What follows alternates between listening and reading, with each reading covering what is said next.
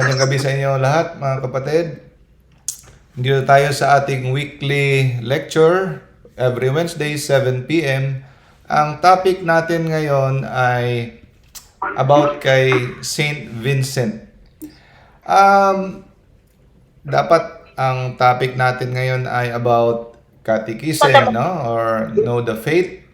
Pero bakit tayo nagtalakay ng life ng saint? Ito ay may kaugnayan pa rin sa repentance, conversion, at may aral tayong mapupulot dito. Kahit ito ay buhay na isang santo, marami tayong mapupulot na tungkol pa rin sa ating pananampalataya. Sige, simulan natin. Saint Vincent Ferrer, the greatest miracle worker. Ang pinakadakilang manggagawa ng himala. Ang lecture natin, mga kapatid, ay hango sa book ni Father Andrew Pradel, Order of Preacher. No?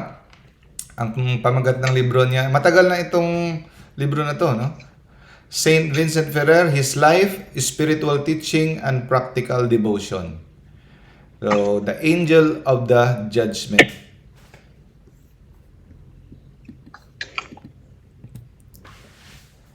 John chapter 14 verse 12, ang sabi ni Jesus, sasabihin ko sa inyo, kung sino man ang naniniwala sa akin ay makakagawa ng mga ginagawa ko at magagawa niya higit pa sa mga ito.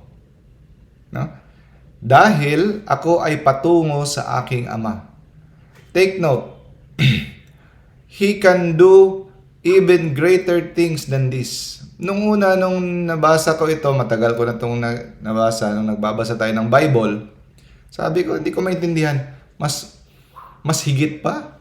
Greater pa? Diyos na yan no? Mas higit pa tayo sa magagawa ni Jesus. Pero, akala ko figurative lang. Dito ko naalala nung nabasa ko ang life ni Saint Vincent Ferrer.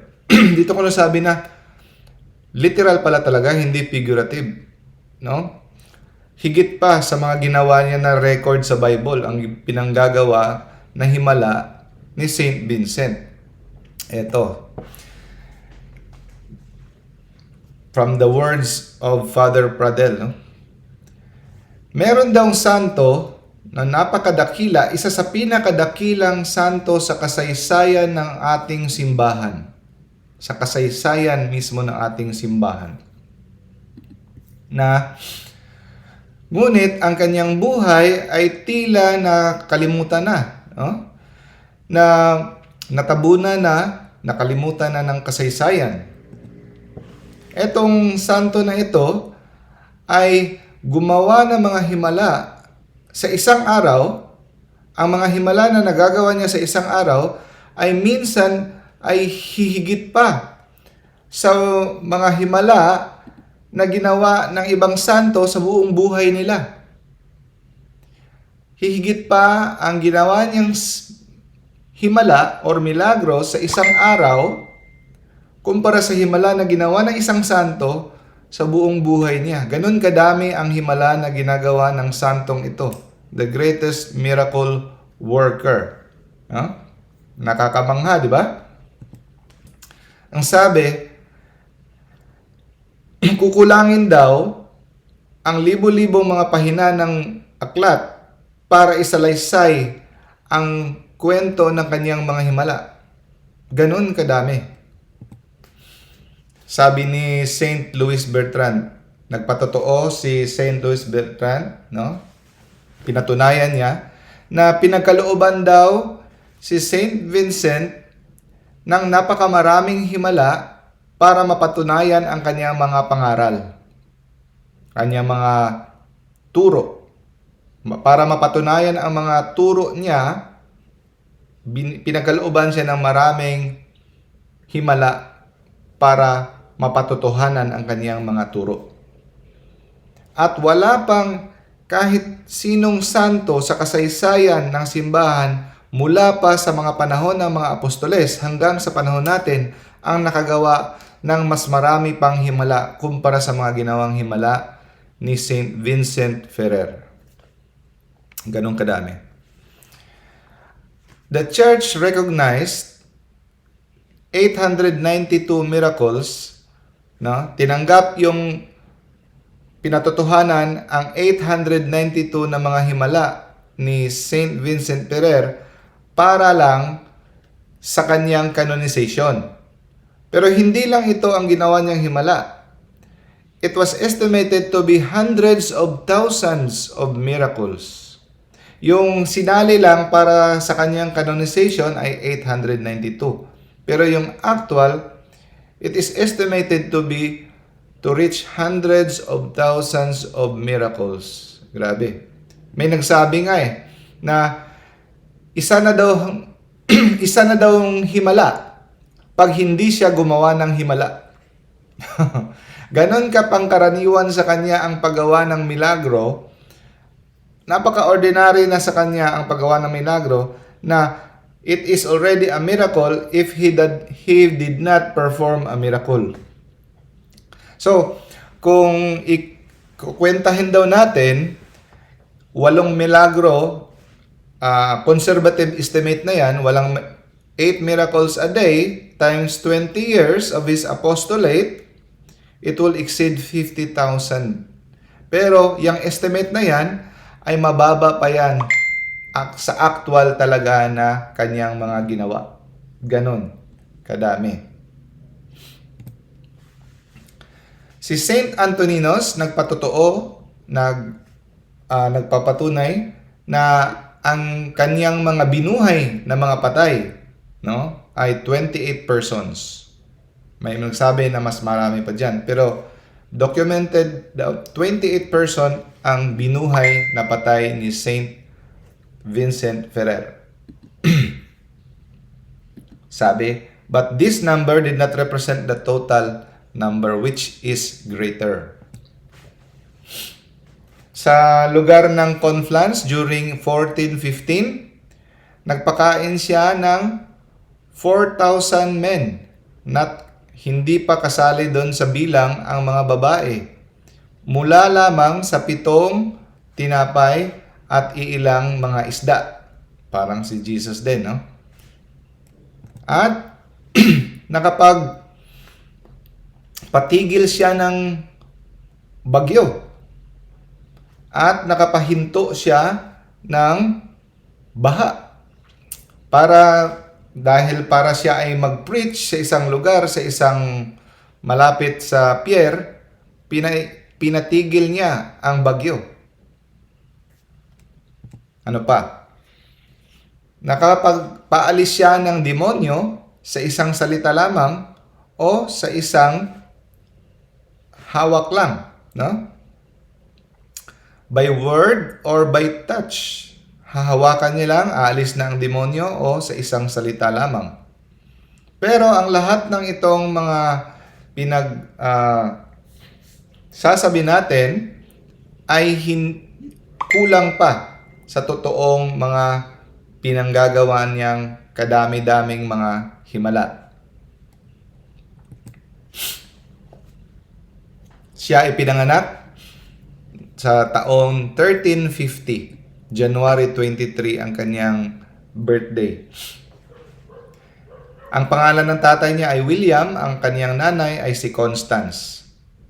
At ang kanyang mga magulang ay mga deboto, no, na mga tao from Valencia, Spain. Kastila pala sila, no? Nagsisimula na ang kanyang milagro kahit hindi pa siya pinanganak. Grabe, no?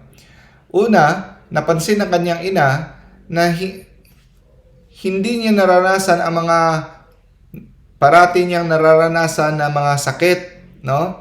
Sakit ng katawan, kagaya ng mga nararanasan niya sa iba niyang mga panganganak at pagbubuntis. Hindi niya ito naranasan kay Saint Vincent Ferrer na pagdadalang tao. At saka, kaugalian na ng kanyang ina na si Constance na kada buwan na magbigay ng tulong sa isang babaeng bulag. Kaugalian na niya. Isang araw, pumunta siya doon para magbigay ng kanyang tulong o limos sa bulag na babae. Humiling siya na kung pwede, ipanalangin mo na magkaroon ako ng ligtas na panganganak. So yumuko yung bulag na babae at nilapat ang kanyang ulo sa tiyan ni Constance. At sabi niya, naway ipagkaloob sa iyo ng Diyos ang iyong kahilingan. At agad-agad gumaling siya sa kanyang pagkabulag. Nakakita siya. Yun, hindi pa pinapanganak, nagmimilagro na si Saint Vincent Ferrer. At doon, sa puntong yon, lumundag ang bata sa loob ng sinapupunan ng kanyang ina. Kagaya ng nangyari kay Saint John the Baptist. No? At saka, napapansin rin, naka-experience ang kanyang ina na naririnig niya sa loob ng kanyang tiyan na may kumakahol na parang aso sa loob ng kanyang tiyan. Yung kagaya rin ng nangyari kay nung pinagbubuntis pa si Saint Dominic. Yung kay Saint Dominic naman iba yon na nanaginip yung kanyang ina na may manganganak siya ng aso na nakakagat ng stick na umaapoy na sinilaban ang buong mundo. Yun naman ang So, naririnig niya na may tila aso na kumakahol sa loob ng kanyang tiyan. At saka ilang linggo bago ipinanganak si Saint Vincent, nagkaroon ng pananaw or vision ang kanyang ama. Sa vision na yon, ang pumasok daw ang kanyang ama sa simbahan ng mga Dominican. At merong preacher doon na lumingon sa kanya at nagsabi sa kanya. Sinabihan siya, binabati kita, William, dahil ilang araw mula ngayon, ipapanganak ang iyong batang lalaki. No? At siya ay magiging pagkakalooban siya ng natatanging karunungan at kabanalan. At saka ang mundo ay aalingaw-ngaw sa buong mundo ang kanyang kadakilaan ng kanyang mga gawa. At mapupuno ang langit ng kaligayahan at ang impyerno ay mapupuno ng sindak. Matatakot ang impyerno sa kanya. No? At ibibigay ko sa kanya ang habito na aking sinusuot. So galing yan sa preacher na nakita ng kanyang ama sa loob ng Dominican Church, Dominican Monastery. Yun ang sabi sa kanyang vision. Mapupuno ang langit ng kagalakan, pero mapupuno ang impyerno ng sindak dahil sa kanya. So sa kanyang binyag, ito ay malaking okasyon sa buong lungsod nila. Ito ay dinaluhan ng mga importanteng mga tao, ng mga pare, mga obispo. At sila nga ay nagdiskusyon pa at nagtalo-talo kung ano ang ipapangalan sa kanya. Pero ang isang pare ay binigyan ng inspiration galing sa Diyos na ipapangalan sa kanya ay Vincent, hango sa patron na santo nila na si Vincent Martyr. Kaya Vincent ang ipinangalan sa kanya. Mga milagro na ginawa niya nung siya ay bata pa. Sanggol pa lang siya, kinakarga pa lang siya, nagkaroon ng malaking drought or tagtuyot sa kanilang lugar. Ito ay sanhi ng mga gutom, no? Dahil sa drought, walang ulan, ilang buwan siguro or taon siguro, hindi sinabi. Tapos nagdarasal ang mga tao na bigyan sila ng ulan. Bigla na lang si Saint Vincent, sanggol, maliit pa lang na sanggol, nagsalita ng napakalinaw na parang malaking tao. Nagsalita siya sa kanyang nanay, sabi niya, kung gusto niyong dinggin ang inyong panalangin, dalhin niyo ako, isama niyo ako sa prosesyon. No? So, sinabi ng kanyang ina yon sa simbahan, sa kanilang pare, sinunod ang kanyang payo at dinala siya sa prosesyon. Pinrosesyon siya. Pagkatapos doon, kaagad umulan ng ilang araw. Nung siya naman ay 6 na taong gulang, 6 years old, no? Dahil alam na itong batang ito ay milagroso, bibigay ng himala, dinala siya sa isang bata na may malubhang sakit, na maraming nana sa kanyang leeg. At hiniling na ito ay kanyang hawakan para ito ay gumaling. Ngunit sa halip na hawakan, ito ay kanyang hinalikan mismo sa leeg na may mga nana. Agad-agad gumaling ang bata. Isa namang okasyon, si St. Vincent, sa kanyang classmate na parati niyang kasama sa pagpupunta sa paaralan, isang araw, umaga, dumaan siya sa bahay ng kanyang classmate, humahagulgol ang kanyang ina, umiiyak. Nung tinignan niya, sabi ng ina, pagising nila sa umaga, wala nang buhay ang kanyang anak, yung kanyang classmate, patay na. Sabi niya, huwag kang mag-alala, ma'am. Umakyat siya, hindi patay ang iyong anak, natutulog lang. Ginising niya at sabi niya, magbihis ka na, pupunta na tayo sa eskwela. Yun. Nabuhay ang bata na parang walang nangyari, nagbihis at sumama sa kanya sa eskwelahan. Yun ang isa sa mga konting mga milagro na nakadokumento sa kanyang pagkabata. Okay, shortcut tayo. Punta tayo sa kanyang bago siya magpare.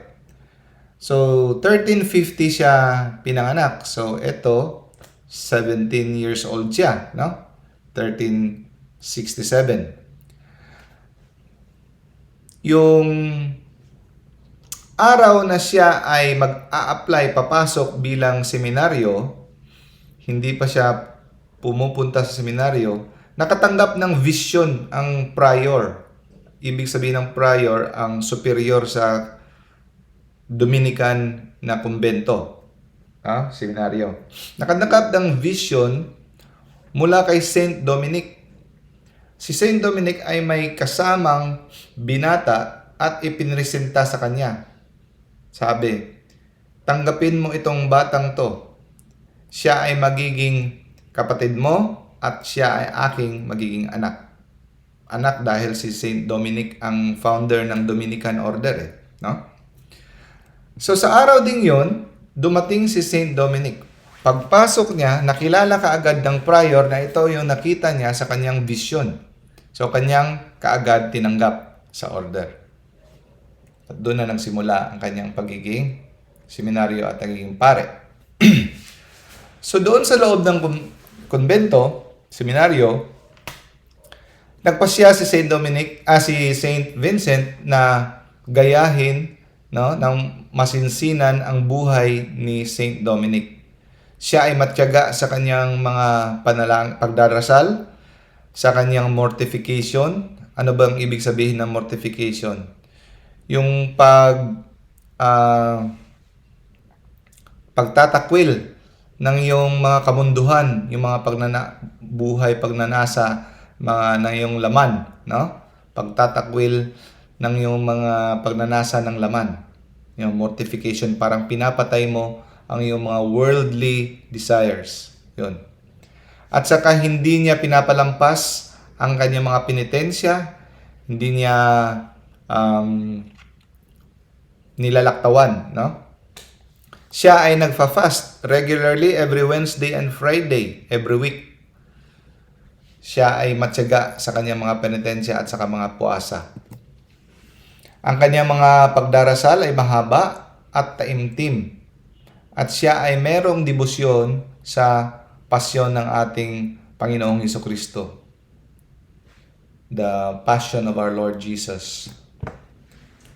At sa ulado niya ang buong Biblia by heart. Grabe, no? Kaya totoo talaga yung prophecy sa dream ng kanyang tatay na magkakaroon siya ng prodigy of learning. Grabe ang kanyang kaalaman. He knew the whole Bible by heart. At saka meron siyang malalim na kaalaman sa Hebreo. Ang hirap-hirap ng Hebreo. Hirap nang basahin. Halos memorized niya. He had a thorough knowledge of Hebrew at pwede siyang makakote ng mga teksto sa Old Testament sa Hebrew from memory alone. Grabe. Talo pa si Brother Wendell. Si Idol Wendell. At saka meron siyang encyclopedic knowledge. Para siyang encyclopedia. Alam niya ang mga buhay at saka mga turo ng mga doctors and fathers of the church. No, church fathers, marami. Almost 100 mga church fathers, apostolic fathers, post-apostolic fathers, Latin fathers, desert fathers, dami, no? Fathers of the church. At saka yung doctors of the church, meron tayong 35 or 36 doctors of the church. In the spring of 1375, meaning ano na siya, 25 years old, pare na siya, no? Nagkaroon ng famine, tigutom. Maraming taong apektado, siguro marami ring namatay. Almost 20,000 starving people nagtungo sa public square at saka nagprosesyon at saka nagprayer, no? To obtain God's providence, to obtain God's mercy. Yun, nagmamakaawa na matigil na ang tigutom or famine.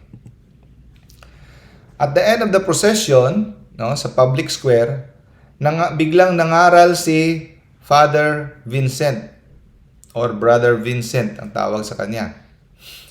At minungkahi niya sa mga tao na magsisi sa kanilang mga kasalanan. Dahil ang sabi niya, ang dahilan ng famine na ito, ng tigutom na ito, ay parusa sa kanilang mga kasalanan at sa kanilang pagtalikod sa utos ng Diyos. Sa kanilang nakalimutan na nila ang banal na utos ng Diyos. Minungkahi niya na sila ay magsisi at magbalik loob at lubos na magtiwala sa banal na awa ng Diyos. So matagal na itong divine mercy. Siyempre kahit even sa Old Testament meron na. Pero pinadiinan na magtiwala sila sa divine mercy, sa banal na awa ng Diyos. Ipaubayan nila ang kanilang mga sarili sa awa ng Diyos.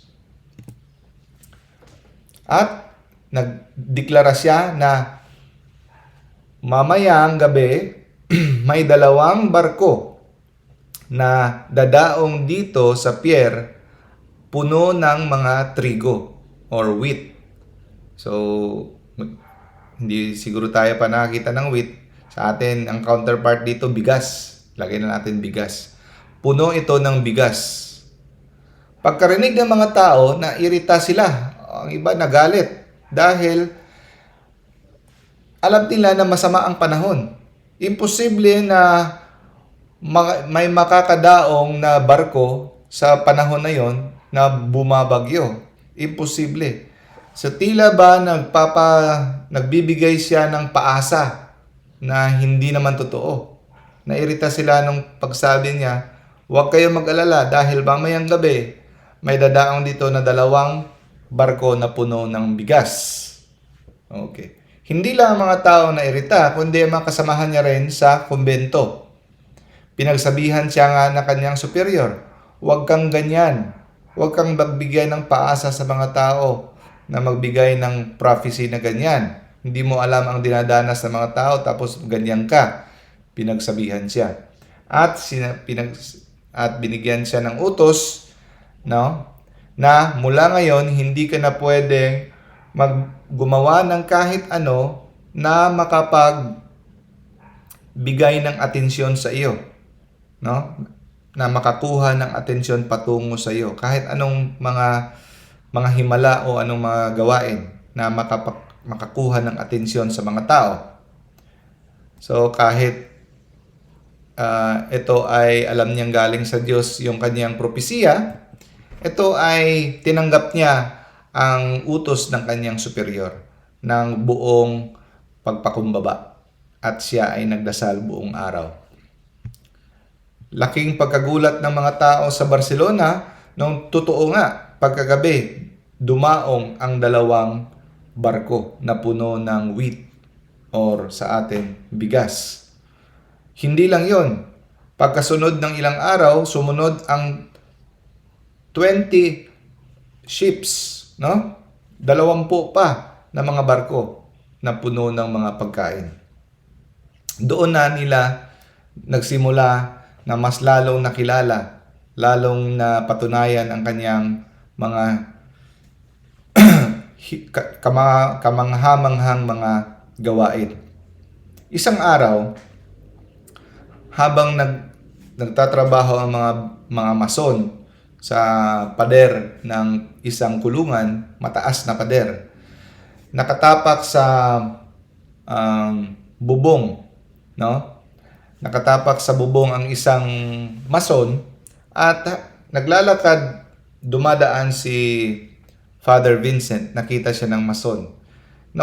Biglang nawala ng balanse ang mason at nahulog. Pero nakasigaw siya ng Father Vincent. Bago siya mahulog, nakasigaw siya. At biglang nakalingon si Father Vincent. At habang siya ay nahuhulog, sabi ni Father Vincent, "Diyan ka lang, huwag kang gumalaw." At siya ay nakalutang sa ere. Tumigil siyang mahulog, nakalutang lang siya sa ere. No? "Diyan ka lang, huwag kang gumalaw, babalik ako." Babalik ako. Bakit siya babalik? Agad siyang tumakbo papunta sa kanyang superior at humingi ng permiso. Di ba? Naalala mo, sinabihan siya na huwag gumawa ng kahit anong mga kababalaghan na makakuha ng pansin. Kaya dahil sa mga religious, sa mga monks, napaka-importante ang obedience talaga. Kahit ano pa yan. So dahil sa kanyang obedience, bago niya tinuloy ang kanyang pagtulong, hiningi niya ang permiso ng kanyang superior. Sabi niya, "Father, merong tao doon na nahulog, nakalambitin sa ere. Pwede ko ba siyang tulungan?" Sabi niya, "Saan na yung tao? Naghihintay." "Naghihintay? O sige, tapusin mo kung ano yung ginawa mo. Tapusin mo yon." "O, salamat." Bumalik siya doon.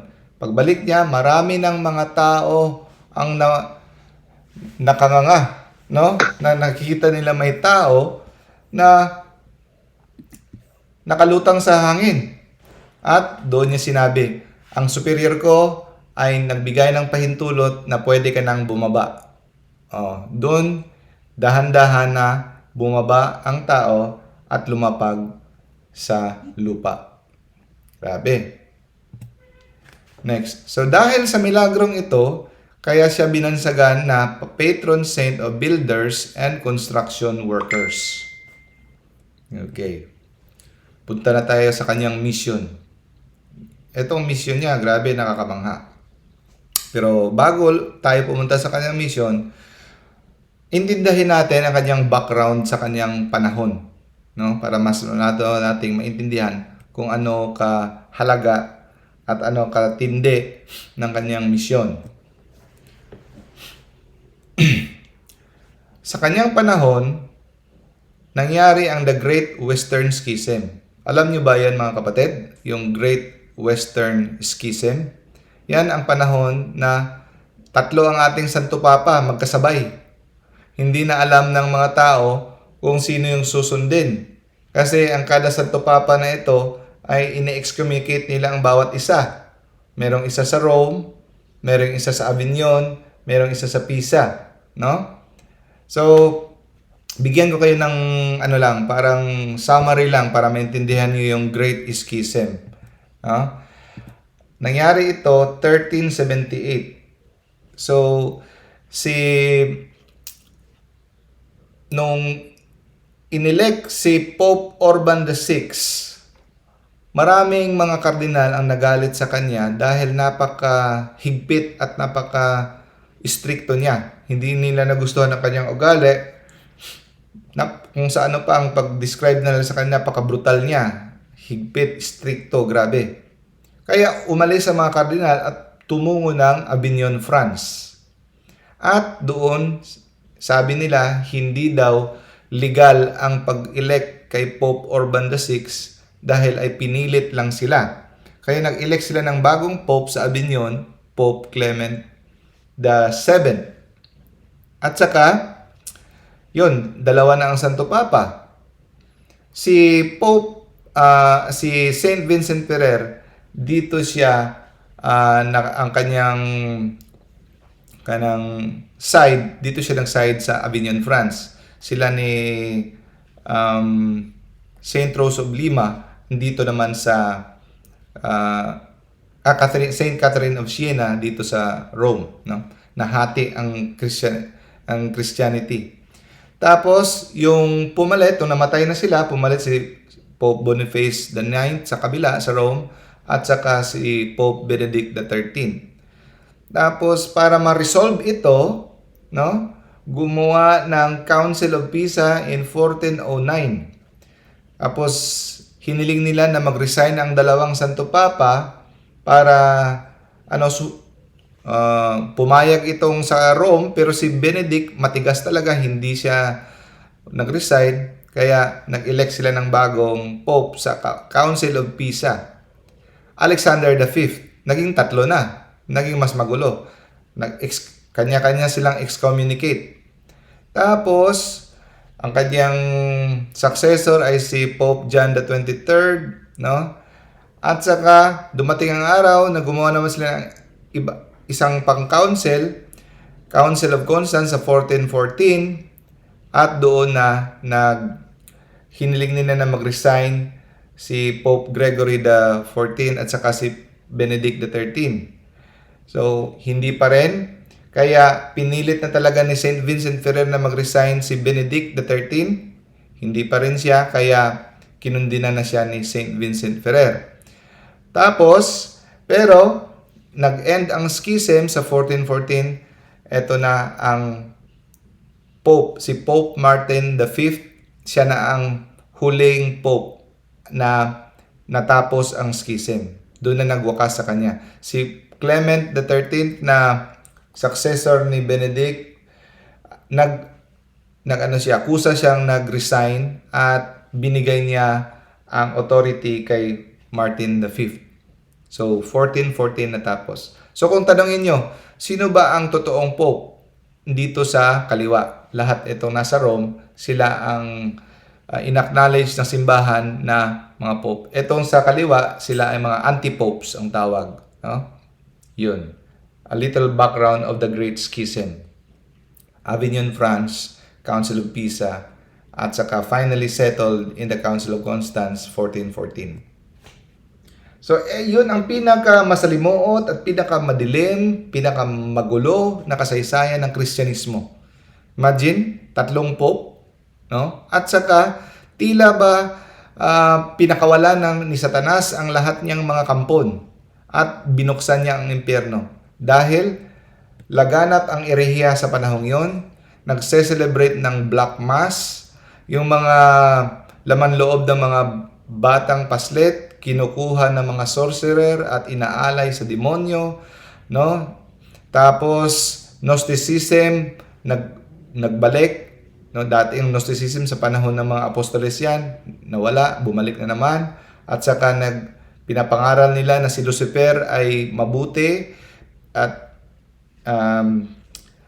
siya ay pinaalis sa no? Hindi makatarungan ang pagpaalis sa kanya sa langit.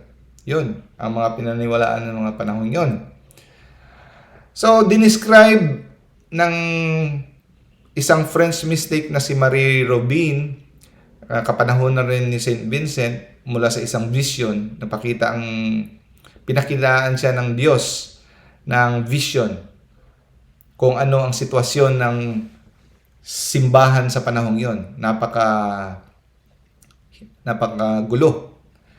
All the priests, bishops, cardinals, and pope were gathered around sa vision. They were simply dressed, but their words were lying. Kasinungalingan ang nasa kanilang mga bibig.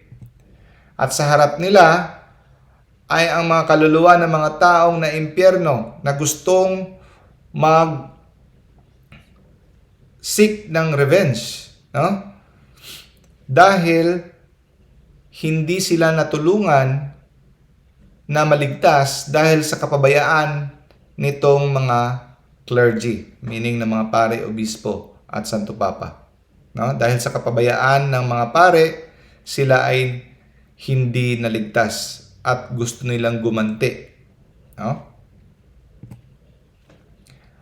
At kung si Saint Vincent ang mag-describe sa kanyang time, sabi niya, hindi ako naniniwala na meron pa sa kasaysayan na hihigit pa sa imoralidad, sa kalaswaan, sa karangyaan at sa kahambugan ng simbahan sa panahon nito.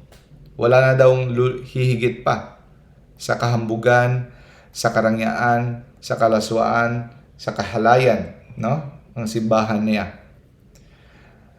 To find in a world's history an epoch so criminal, grabe daw ka-criminal ang para daw pwede tayong bumalik sa panahon ni sa dilubyo, no? Sa dilubyo ni Noah. Ganon kasama ang kapanahonan niya. The entire world is infected by debased characters. Sabi nga niya, tila ba pinakawalan ni Satanas at binuksan ang gate ng impyerno sa panahong yon. Grabe. So kaya pinadala ng Diyos si Saint Vincent sa panahong yon kasi kailangan talaga ng isang matinding mangangaral, no? At saka rampant ang simony doon at saka yung inggitan sa loob mismo ng mga relihiyoso at ang katakawan, no? Nangingibabaw sa lahat ng larangan at antas ng lipunan. Kinalimutan na ang mga fasting, araw ng mga pagpenitensya ay hindi na sinusunod sa simbahan. Wala na. Hindi na pinagbibigyan ng pansin. At saka yung bisyo ay pinapangarangalan pa. At saka yung mga taong pumipili sa pagserbisyo, sa paglilingkod sa Diyos, ay ito pa yung mga tinuturing na walang silbi at walang kwenta, miyembro ng lipunan. So in the year 1396, ilang taon na siya? 46 years old. So 20 years na siyang pare, mahigit na siyang 20 years na pare at naglilingkod na importanteng posisyon sa simbahan. Kabilang dito ay siya ay confessor ni Pope Benedict XIII sa Avignon, no? Sa edad na yun, apektado siya dahil sa schism, ganon, nagkasakit siya. At siya ay nag-aagaw buhay na. Malapit siyang mamatay.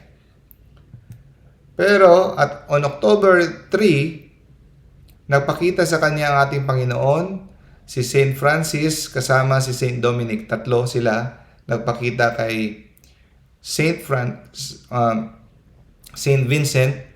Hinawakan siya sa kanyang pisngi at siya ay gumaling. At inutusan siya na mangaral. Go out and preach throughout the world, sa buong mundo. At i-preach mo ang parating na araw ng hukom. The day of judgment. Preach the approachment of the day of judgment. So, dahil sa ng Diyos, sa galit ng Diyos, sa kasamaan ng sanlibutan sa panahon yon, at simbahan ay corrupted na, paparating na niya ang hukom, ang araw ng hukom. At sinabi ito ni Saint Vincent kay Pope Benedict XIII at ito ay tinanggap niya na seryoso. At dahil dito, inatasan niya si Saint Vincent na mag-preach. Gawin niya kung anong sinabi ng Panginoon sa kanya. Kaya pinagkaloob sa kanya ang legatus a later Christi. Ito ay kapangyarihan na makapangaral siya sa buong mundo, sa lahat ng simbahan. Ang kanyang kapangyarihan ay segunda lamang sa Santo Papa mismo. Ang kanyang kapangyarihan sa pag-preach, no, ay yung tinatawag na legatus a later Christi, ay pwede siyang makapag-preach sa lahat ng simbahan. Walang simbahan o diocese o lungsod na makapagtanggi sa kanya. Lahat ng simbahan ay bukas kung siya ay pupunta para mangaral. Ganon kapangyarihan si Saint Vincent. Dahil sa kanyang mensahe na dinadala, sa napaka-importanting mensahe na dinadala niya. So, over the next 20 years, 46 siya nagsimula sa mission niya yon. For the next 20 years, nagsimula siya sa kanyang preaching about the coming judgment.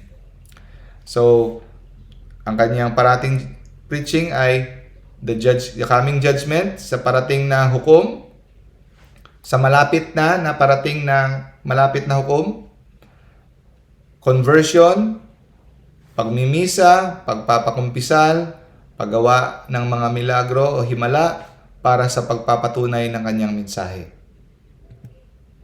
Kagaya ni Kristo, no? Gumagawa si Kristo ng mga himala para mapatunayan at mapatotoo ang kanyang mga mensahe.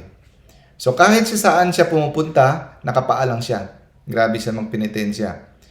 At nagsusuot siya ng hair shirt. Alam niyo yung hair shirt? Hindi na uso sa atin ngayon. Ito yung itsura ng hair shirt, mga kapatid. Yan. Ano yan? Mula yan sa mga balahibo ng mga kambing or mga hayop na napakakate. Sinusuot nila sa ilalim ng kanilang habito para hindi sila komportable at parati silang mangangati. No? Yan? Very uncomfortable. Part na kanilang penitensya. Uso yan dati. Lalo na pag sila ay gumagawa ng kanilang penitensya sa pagkumpisal. No? And he disciplined himself every night. Natutulog siya sa matigas na sahig at natutulog lang siya ng 5 oras kada araw. Yun ang kanyang penitensya. No? At maraming nagpapatunay na pag siya ay natutulog, minsan may sinisilip siya ng kanyang mga kasamahang pare, lumiliwanag ang kanyang mukha. No? Napakaliwanag. At kahit saan siya tutungo sa magpipreach, sumasama ang libo-libo na mga tao sa kanya. Itong mga libo-libong tao na sumasama sa kanya ay dating mga public sinners, mga lantarang mga makasalanan na binibigyan niya ng mga penance. Dati, pag public sinner ka, no? Like for example, open ka na adulterous, open ka na yung mga karumaldumal na mga pinangamusala. Bago ka bibigyan ng mga absolution, bibigyan ka ng mga penance. Or, pag binigyan ka ng absolution, bibigyan ka ng mga grabe na mga penitensya. Ngayon, bibigyan ka lang ng 7 Hail Mary or bibigyan ka ng magdasal ka ng isang rosaryo. Naku, magtatampo ka na. Bakit rosaryo, no? Sabi ka ng isa, ako simple lang. Kahit ano, may joke ng isang pare. Pag ako naging pare, kahit ano pang kasalanan nyo, murder o ilang ano pa, serial killer kayo, ang bibigay ko sa inyo ay ng isang rosary lang. Yun. Pero in between, kayo, Station of the Cross. Ganun. So, ang mga sumasama sa kanya, mga libo-libo katao, ay mga dating mga repented sinners. Ito ang nakakamangha, mga kapatid. Dahil karamihan sa mga pinupuntahan niya, dinideklara niya na siya ang anghel ng Apokalipsis I am the angel announced by Saint John in the Apocalypse 14 verse 6. Parati niyang sinasabi, no? Inaangkin niya na I am the angel, no? Announced in the Revelation, yung Apocalypse Revelation, no? Revelation chapter 14 verse 6. Siya daw ang angel. Ito ay nagsanhi ng no? Ang sinasabi diyan sa Revelation, ako yan.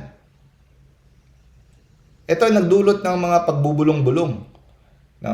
Basahin natin yung Revelation chapter 14 verse 6. Yung sinabi, I saw another angel flying in mid-air, and he had the eternal gospel to proclaim those who live on the earth, to every nation, tribe, language, and people. He said in a loud voice, fear God and give Him glory, because the hour of His judgment has come. Yung sinabi na I saw another angel, ako yan. Ako yan ang sinasabi ni Saint John the Evangelist. Kaya ito ay naging sanuhin ng pagbubulong-bulungan. Hindi sila makapaniwala na siya ay tao tapos anghel, no? Kaya sabi ni Saint Vincent, sige. Ang iba sa inyo, pumunta kayo malapit sa gate ni Saint Paul at makakita kayo ng isang bangkay na pinapasan ng mga kalalakihan na patungo sa kanyang libingan. Dalhin nyo dito yung kabaong, yung bangkay, at maririnig nyo ang pagpapatunay ng sinasabi ko. Kaya sinunod yung sinabi niya at naghintay ang mga tao, ang madla. Dinala yung bangkay, isang babae, sa loob ng kabaong. Pagdating doon, binuksan yung kabaong at sinabi niya, babae, tumayo ka. Sabihin mo sa kanila kung sino ako. Biglang tumayo ang babae at nagsabi, ikaw, Father Vincent, ang anghel ng Apokalipsis, kagaya ng sinabi mo sa kanila. You, Father Vincent, are the angel of the Apocalypse, as you have already told this vast assembly. Bumalik, humiga ang babae at naging bangkay ulit. Dahil doon, nilagyan nila ng cross kung saan nangyari yung matinding kamangamangang himala na yon. At doon, lalong napatunayan na totoo ang sinasabi ni Saint Vincent. Pag siya ay nangaral, nag-preach, pupunta siya sa isang lugar. Ito yung routine niya, no? Pupunta siya sa principal church, kung anong principal church ng lugar na yon. Tapos pupunta siya sa Blessed Sacrament, magdarasal siya doon. And then, madaling araw, magmamas na siya. Pagkatapos niya magmisa, magsimula na siya mag-preach. Ang preaching niya, ganun parati, the coming judgment, yung palapit na hukom na mangyayari kung hindi sila magsisisi at magbalik loob at magbabagong buhay. No? Ito pa ang nakakamangha mga kapatid. Pag siya ay nag-preach, ang lingwahe na ginagamit niya ay native Spanish ng Valencian dialect. Yun lang ang gagamit niya. Pero naiintindihan siya ng kahit sino. Kahit ang nakikinig sa kanya French, Italian, English, Greek, German, nakakapagtaka, naiintindihan siya. As if na siya ay nagsasalita sa kanilang native language. Kahit hindi lang language, sa kanyang native idiom. Mga idiomatic expressions, kuha pa niya. Pero ang lingwahe niya, Spanish lang. Hindi maintindihan, hindi ma-explain, naiintindihan siya. At dahil sa kadami ng nakikinig sa kanya, libo-libo, hindi na kumakasya sa simbahan, doon siya sa public square, no? Or sa plaza. At hindi lang yun, nakatayo pa at nakaupo, umaabot sa bubong ng mga gusali sa nakapalibot ng public square. At wala pang microphone noon. Wala pang mga sound system noon. Pero kahit anong layo, even miles away, nakatayo ang mga tao, naririnig at malinaw na malinaw ang kanyang boses. Ganon. He was clearly heard by all, even if the distance was miles away. Isang Biyernes Santo, umabot ng 30,000. May ibang document nagsabi 50,000 pa nga ang nakikinig sa kanya. At siya ay nagpe-preach for 6 hours straight, walang pahinga. 3 to 6 hours straight. No? At kahit yung mga taong nakikinig ay hindi napapagod sa pakikinig sa kanya. Ganon ka-powerful ang kanyang preaching. At saka minumungkahi niya parati na ang mga tao at tayo ay magdarasal ng Apostles' Creed twice a day, morning and evening. Depensa against the errors of our faith, para hindi tayo daling malihis. To remind always of our faith. No? Apostles' Creed each morning and evening. At saka ang sabi niya parati, nire-remind niya parati na ang ating faith, pananampalataya, ay nakaugat sa simpleng pagtalima, sa simpleng pagsunod sa utos ng Diyos, sa salita ng Diyos. Yan. Hindi nakasalalay ang ating faith sa mga magagandang argumento, mga pangangatwiran, sa mga scholarly na mga arguments. Hindi nakasalalay doon ang ating faith pala. Yung mga arguments, mga argumento, mga magagaling na mga explanation, nakakatulong lang yon sa pagpapatibay ng ating kaalaman. Pero, hindi yan ang pundasyon ng ating pananampalataya. Ang pundasyon ay ang pag-obey, ang pagsunod sa utos ng salita ng Diyos, kanyang mga commandments. Sa pag-utos, sa pagsunod kung anong mga 10 commandments. Yun.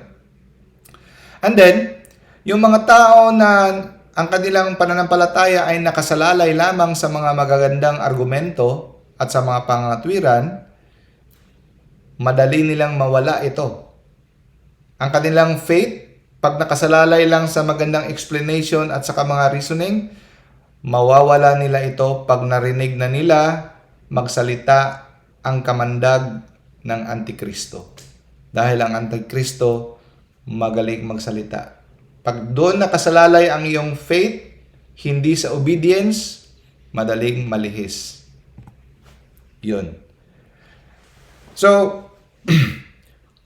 contrary to those on the contrary who rely on the firm belief founded on obedience will say, humayo kayo kasama ang inyong mag-argumento, no? Dahil hindi diyan nakasalalay ang aking pananampalataya, kundi sa pagsunod. Sa madaling salita, pinapaalahanan tayo ni San Vicente na ang ating pananampalataya ay dapat nakaugat dahil sinabi ito ng Diyos. God said it. Wala nang maraming explanation. Dahil sinabi yan ng Diyos, paniniwalaan ko. At ito ay sapat na. Yun. At idinidiin ni San Vicente para ma-preserve natin, para mapanatili natin ang ating faith, ang ating pananampalataya, dapat magkatugma ang ating buhay sa ating paniniwala, sa ating belief, at saka yung ating moral life. Dapat parehos. Kasi, di ba, marami sa atin magaling mag-apologetics, maraming alam sa Bible, maraming alam sa catechism. Pero ang buhay, wendang-wendang, no? May nagli-live-in, hindi kasal, may kabit, maraming bisyo, umiinom, nagda-drugs, nanood ng pornography, hindi marunong mag-rosary, hindi nagdarasal, tapos galing So, hindi pwede yan. Dapat magkatugma ang iyong moral life yung behavior at saka kung ano yung pinaniniwalaan mo. Bakit? Kasi daw, itong faith natin ay parang precious pearl. Ito ay madaling mawala pag yung nilublob sa nakatambak na dumi. No? Ang ating faith at saka yung ating konsyensya ay madudungisan sa putik ng kasalanan. So sa madaling salita, ang ating morality, moral behavior, kung ito ay hindi magkatugma sa ating tinuturo, sa ating pinaniniwalaan, balang araw, no, sa kalaunan, mawawala ang ating faith. O, di ba? At first, pag yung morality mo, gumagawa ka ng mga kasalanan, okay pa. Sa katagalan na mangyayari niyan, i-justify mo. Kasi hindi makakaya ng konsyensya mo, kaya i-justify mo na ngayon yung mga pinagagawa mo na hindi naman kasalanan, kesyo ganito, ganito. Sa kalaunan, hindi lang i-justify, pati yung pinaniniwalaan mo, magsasacrifice na rin. Kaya sabi ni Cardinal Burke, sabi ng kanilang moral theologian professor, ang kadalasan nangyayari sa pagkakawala ng faith ng mga clergy, no? Yung mga nagiging disobedient sa magisterium, hindi lalo na yung nangyari sa hindi nila pagsunod sa turo ng yung turo sa artificial contraception, Humanae Vitae, no? Humanae Vitae, yung Winnipeg Statement, yung buong bishops ng Canada nagrebelde, hindi nila susundin yung turo about artificial contraception. Yan ang example, nangyari yan. Pag hindi sumunod yung pare or obispo sa turo ng magisterium, pag tinanong mo ang kanilang personal na buhay, kadalasan may mga tinatagong immorality. May chicks, may cats, may pornography, may mga immorality na ginagawa. A sin in chastity. So, yun ang nangyayari. Pag ang mga pare o hindi lang pare, kahit tayo, mga lay, pag ang ating buhay ay hindi alinsunod sa kung anong tinuturo, hindi tayo nag-o-obey, eventually, do not kid yourself, you will lose the faith. Yan ang parating ini-emphasize ni St. Vincent. Yung boses ni St. Vincent ay nagdadala ng kapangyarihan ng Espiritu Santo na mga tao ay nadadala sa pagbabagong buhay at pagbabalik loob. Ganon ka-powerful ang kanyang words. It brings the Holy Spirit. Pag ang tao nakarinig ng kanyang pagse-celebrate ng misa, umiiyak.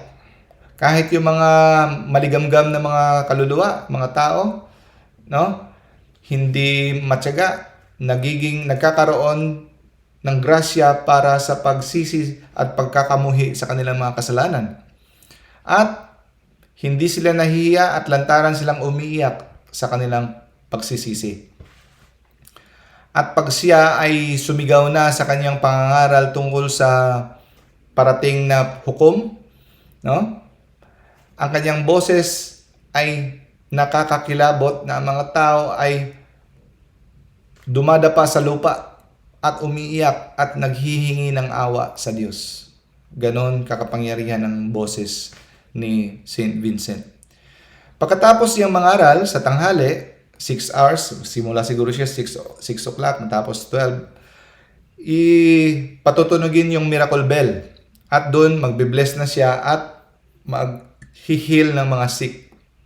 Gagamutin niya yung mga sakit. So, libo-libo siguro yan. Pagkatapos nun, tapos niyang manggamot, mangangaral siya ulit sa hapon. Pagkatapos niyang mangaral, magpapakumpisal na siya hanggang gabi na. Yun ang daily routine niya. Pagkatapos, ipapatunog ulit yung miracle bell, magbe-bless na naman siya at magko-cure na naman ng sick. Yun, pagkabukas, ganun ulit. And then, maraming nagpapatunay na mga testigo na sa gitna ng kanyang pangangaral, preaching, bigla na lang magkakaroon siya ng pakpak, wings, at lilipad siya. Hindi sinabi kung saan siya pumunta.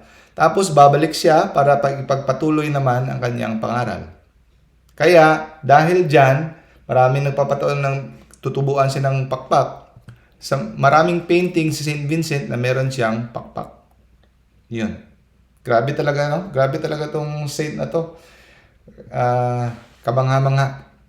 And then, ang kanyang preaching ay parating may kasamang miracle. Bakit? Para mapatunayan ang kanyang, mapatutuhanan ang kanyang mga pangaral. Always with miracles. And the conversion of life, hindi lang conversion of life, conversion of unbelievers, mga pagans.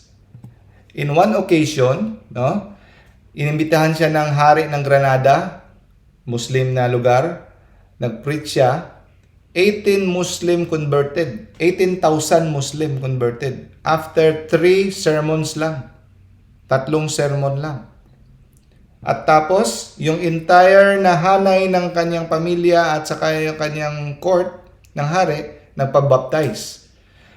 Ngunit, ang mga imam,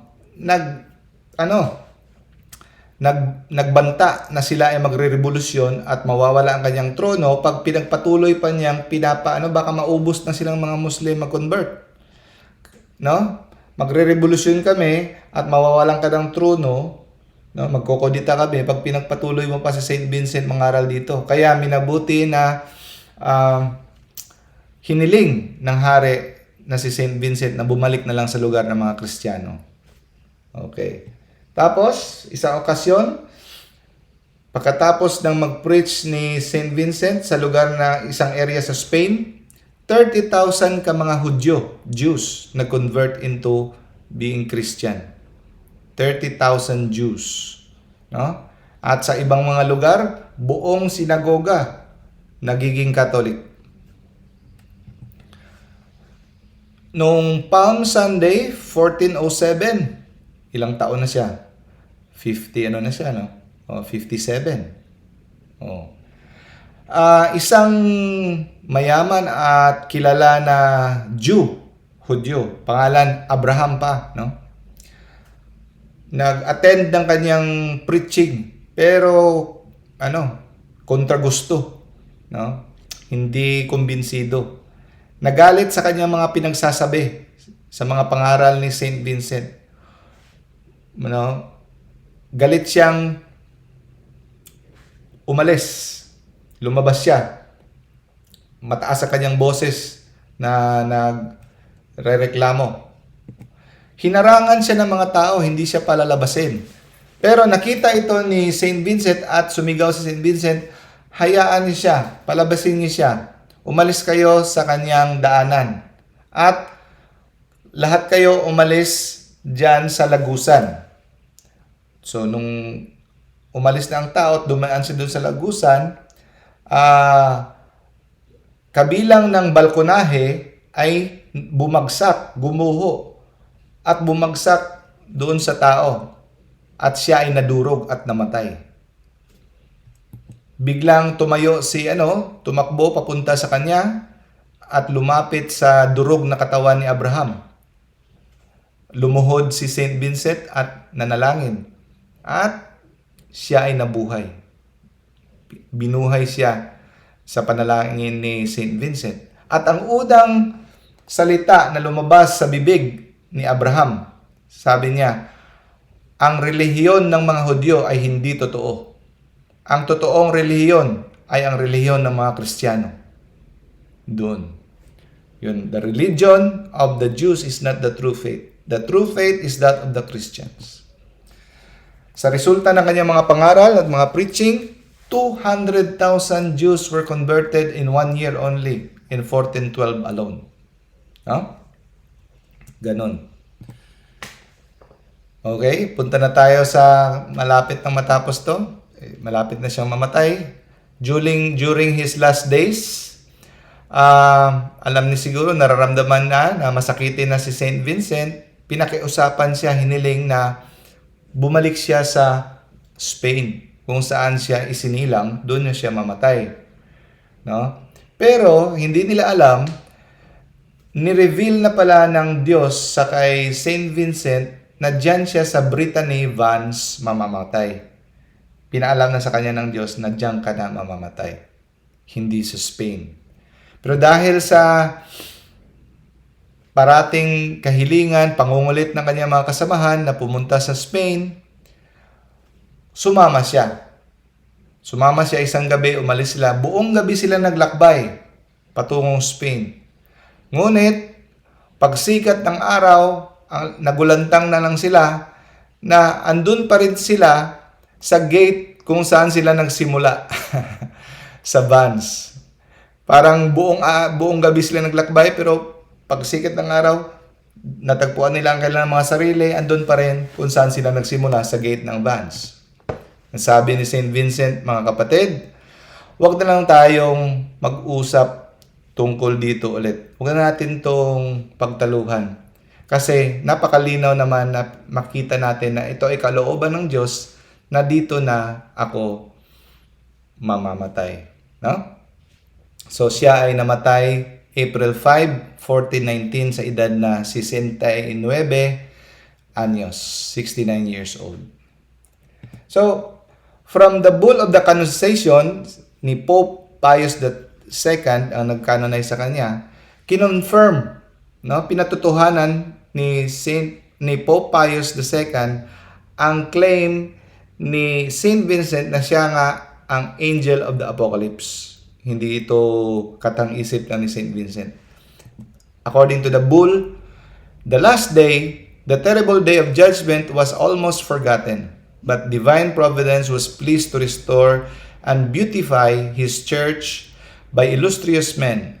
At a favorable moment, he sent into the world for the salvation of the faithful, Vincent of Valencia, of the order of friar preachers, a skillful professor of sacred theology. Like a vigorous athlete, he rushed to combat the errors of the Jews, the Saracens, and other infidels. He was the angel of the apocalypse, flying through the heavens to announce the day of the last judgment, to evangelize the inhabitants of the earth, to sow the seeds of salvation among all nations, tribes, peoples, and tongues, and to point out the way of eternal life. Kaya pinatutuhanan ni Pope Pius II. So, iniisip nyo, 600 years nang lumipas, 2022 na tayo ngayon, di pa naman nag-end ang world. Eh ano bang pinagsasabi niya? Kung totoo man ang sinasabi niya na He is the angel of the last judgment, bakit andito pa rin tayo? Hindi pa natunaw ang mundo. Hindi pa nag-end ang world. Okay, ganito yan. We should understand daw na contingent event yon. Nakasalala yon kung tayo ay nagbago. Kagaya ng ginawa ni pagpapadala ni God kay Jonah sa Nineveh. Di ba? Na magsisi kayo. Kung hindi kayo magsisi, no, pupuksain kayo ng Diyos. And then, ito rin nangyari kay Saint Vincent. Para din siyang si Jonah, pinadala. Na kung hindi sila magsisi, magbalik loob at magbagong buhay, magugunaw na talaga ang mundo. Darating ang katapusan ng mundo. Pero dahil ang mga tao sa Nineveh ay nagbago, hindi tinuloy ng Diyos ang pagsira sa kanila. Kagayan din sa atin. Pinadala ng Diyos si Saint Vincent at ang kanyang mga tagapagpakinig ay nagbagong buhay, nagsisi, kaya pinagpaliban ng Diyos ang pagdating ng Antikristo. Kasi pagdating ng katapusan sa hukom, darating talaga ang Antikristo. Kaya ang pagdating ng Antikristo ay pinagpaliban muna ng Diyos. Hindi niya muna tinuloy. Pinatagal pa. No? So, ang whole duration ng kung ano ang ikatatagal ng mundo, no? Ito ay nakasalalay pala sa kahilingan ng Birheng Maria na pinagkaloob ng Diyos sa Kanya kung tayo ay magsisisi. at magbalik loob. Ito ay pinagkaloob ng Diyos sa Birheng Maria mula sa kanyang kahilingan, sabi ni Saint Vincent. So, ang dahilan, no, kung bakit napagpaliban ang katapusan ng mundo, no, dahil marami ang nagsisi. Umabot ang dami ng tao na kinakailangan ng Diyos na magsisi at magbagong buhay. So, dalawa mga kapatid ang aral na makuha natin sa ating pagtatapos. Una, reverent fear. Pangalawa, profound hope. So, hindi lang tong turo na to pananakot. Gaya ngayon, di ba? Mapapansin natin, pandemic, giyera dito, giyera doon, kaguluhan sa loob ng simbahan, scandals, mga confusion within the Vatican, nako-confuse na tayo. Meron pang ano-ano dyan, hindi na natin sabihin, no? Parang sa tingin natin, marapit na siguro talaga ang katapusan. Actually, huwag tayong wala ng pag-asa. Huwag tayong maging fatalistic na, kasi nabasa natin sa Bible, mangyayari yan. No. We should have a profound hope na ito ay pwede pa rin ma-extend. It doesn't have to happen at this. Pwede pa siguro ma-extend several hundreds of years. Gagayahin natin ang mga tao sa panahon ni Saint Vincent Ferrer na magbagong buhay, magsisi, magbalik loob sa Diyos. No? So, we have to have a healthy, yung tinatawag na reverent healthy fear. Hindi yung fear na unhealthy. Respectful, reverent fear. Ano yung reverent fear? There is a judgment and it is really coming. And there is no excuses possible. Saint Vincent reminds us that we must repent. We must convert our lives. So tayong mga nabubuhay sa mga immoralidad, mga nagli-live-in pa dyan, magpakasal na tayo. No? Iwanan na natin yung mga, pornography, yung mga grudges natin, patawarin natin yung mga nagkasala sa atin. No? Hindi nagsisimba dyan, magsimba na tayo. And we must convert our lives, do penance, fasting, penitensya, rosary every day. No? Second, profound hope. Na yung ating conversion ay pagkakalooban tayo ng Diyos ng reprieve. Ano yung reprieve? Nilalagay ko sa baba kasi para hindi ko makalimutan. Pagpapaliban.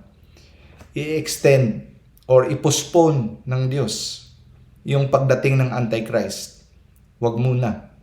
Pag tayo ay nag-convert and then repent. No? So if we live a life of faith, life of penance, life of good works, then we have the very reason to hope that come what may, we too will be saved. No? God bless you, brothers and sisters.